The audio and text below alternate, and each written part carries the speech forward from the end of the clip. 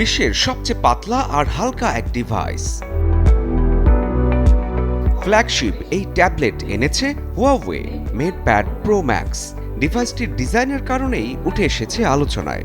13.2 ইঞ্চির বড় ডিসপ্লে থাকার পরও ট্যাবটির পুরুত্ব মাত্র 4.7 মিলিমিটার আর ওজন 499 গ্রাম। স্মার্টফোনের চেয়েও পাতলা এই ট্যাবটির OLED paper made display reflection কমিয়ে চোখের চাপ কমাবে।